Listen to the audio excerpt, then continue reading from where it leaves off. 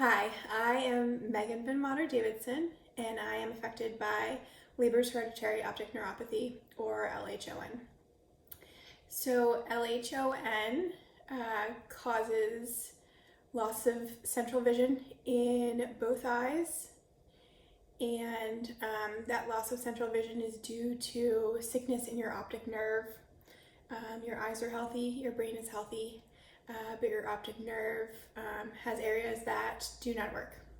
And there is currently no FDA regulated treatment for this disorder. I like to call it a disorder, not a disease, because the rest of me is very much healthy. This is a diagnosis that basically just affects your life 100%, but you are still healthy. So I wanted to document what went on within the last 6 months to get us to where we currently are and the process that we've gone through. I wanted to talk about what I can see, what I can't see, and just kind of get a starting point and get all of this down a little bit, because it's a lot to digest. And I talk to my friends and family and colleagues in snippets as to how things are going and what's going on, but I'm not sure if everyone understands the full story. And I also want to get the full story out there for people who are also going through a diagnosis process and don't really know, who to look for or who to look to as kind of a sounding board as to, I did this and we went in this direction and I was pushed this way, and and then also I use a lot of tools that help me maintain my ability to be a functioning adult. So I work from home, which is the biggest blessing here, and but at the same time, my husband travels full time, so I am alone a decent amount of the time. So I need to make sure that I can manage most things on my own, and then figure out where to prioritize where I need his assistance. And then thirdly, I am going through a gene therapy trial down at Bascom Palmer in Miami. I have received my injection, and I'm going for my regular evaluation, so I want to talk about that a little bit and let you know how that is going. So again, this is going to be kind of a brain dump, but I need to get it out there and get moving with some of this information, I think, which would be beneficial for others as well as myself. What happened was about 8 months ago at this point, in December 2018, I was noticing that when I was doing my makeup, which I usually don't do actually because I work from home, I was putting eyeliner on my left eye, and with my right eye open, I could not see portions of my eyelid.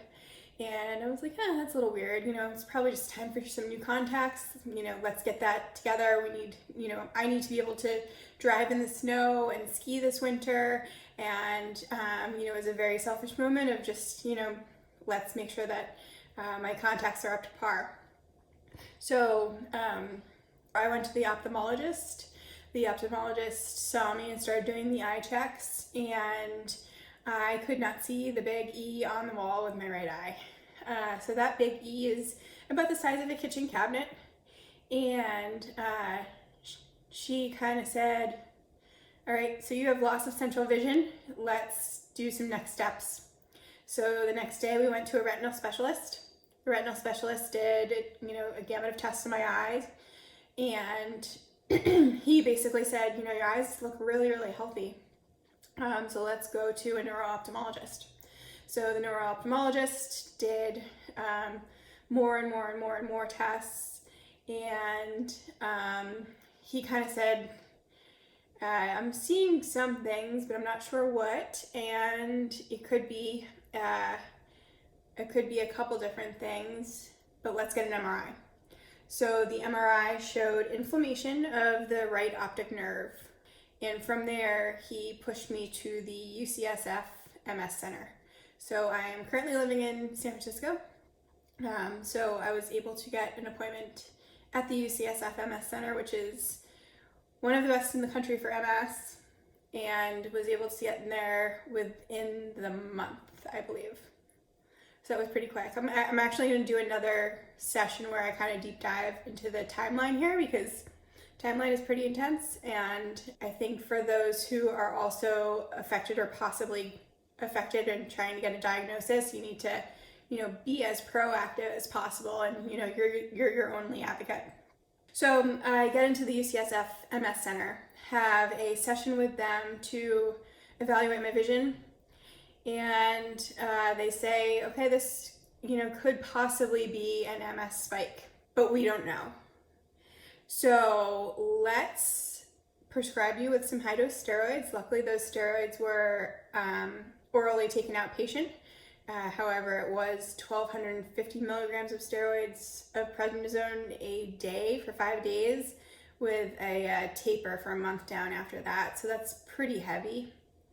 And then at the same time, they said, we want you to be in this MS trial or this MS study where we evaluate patients that may have possibly had their first outbreak or MS sign, but we aren't sure yet. So that involved brain and spinal MRIs, and then spinal taps, and then a ton of blood work. So good luck there is that all of that came out clean. No lesions on my brain, no lesions on my spine. Spinal tap was 100% clear. We ran the course of the steroids, and about a week close to the close of the taper, I reached out to the MS doctors and I said, I'm seeing a little bit more blurriness, and I don't know if it's a side effect of the steroids or, what's happening. And I, just want you to be aware, because I'm noticing something. Through all of this, whenever I have an appointment, it's, if I notice something, like, what should I be looking out for? What's my big warning signs? What is an emergency to me? And they always say if it's a change in vision. So I kind of took it seriously. So they said, let's see you in a week and let's evaluate both your eyes and see where we are. So with the steroids, no changes in my right eye at all. And they started to see some changes in my left eye. And that was the blurriness that I was seeing. So my left eye was beginning to be affected by LHON as well. My husband and I were, in that appointment trying to, figure out what was going on, what next steps would be. They kept us at the MS Center for a couple additional hours to figure out what to do. And with their form of doctors, they decided that I needed to get admitted. Actually, they suggested I get admitted on Monday. It was a Friday. So on Monday for something called a plasmapheresis or a plasma exchange. Until later that day, they called me and said, we need you to go into the ER now and get admitted. And what's involved in a plasma exchange is that you get a port inserted into your main artery, close to your neck. It was about right here. And that port goes pretty much directly to your heart. And with the plasmapheresis, it's 5 days of plasma exchange where they exchange your blood.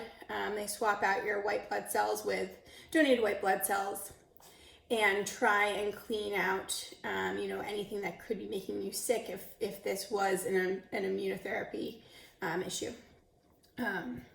So we did 5 days of that. I was in the hospital for a week. That was the first time I've ever been admitted into a hospital. It was interesting because I was not feeling sick at all, except my vision was a little wonky. And my husband was amazing. He brought me breakfast and dinner every single day. He was there as much as he possibly could be, considering he's trying to, keep working as well, but was not traveling that week. We just tried to make sure that we were as much of a team as we possibly could be with the wide range of doctors that we were talking to, and the notes that I was taking and all of that, because again, we still didn't know what was going on. So about 2 days before I was let out of the hospital, I was, having a session with one of the neurologists, and every day I would kind of keep saying, really, where are we going here? Because, we think we've ruled out MS, right?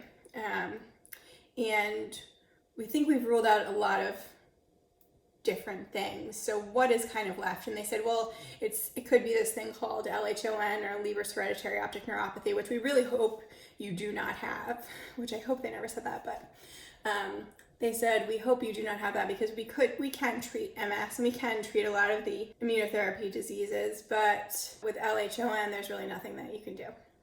So I said, let's get the testing going.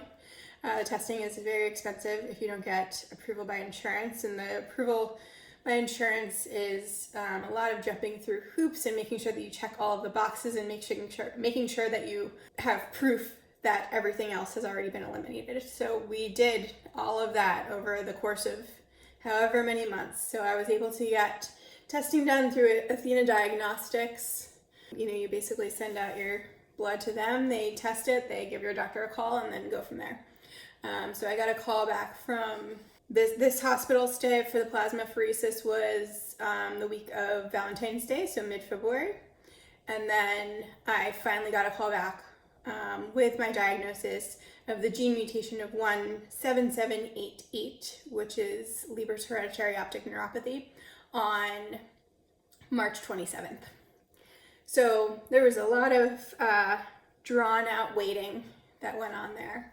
Needless to say, I wish that we could have had this process move a little bit faster, but I understand that you need to kind of check the boxes at the same time. We're at the end of March at this point, and at the same time, my husband and I were signing off on a remodel of our master bathroom, and we were going to move forward with that because it's San Francisco, and if you can't get a contractor in a certain amount of time, you could be waiting another year or two.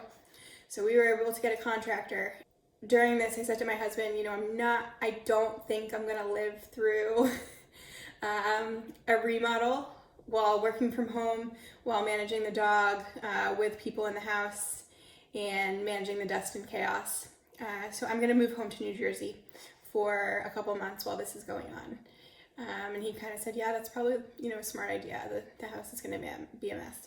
Darcy, my dog, and I moved back to New Jersey. And at that point, I was pretty much a ball of nerves.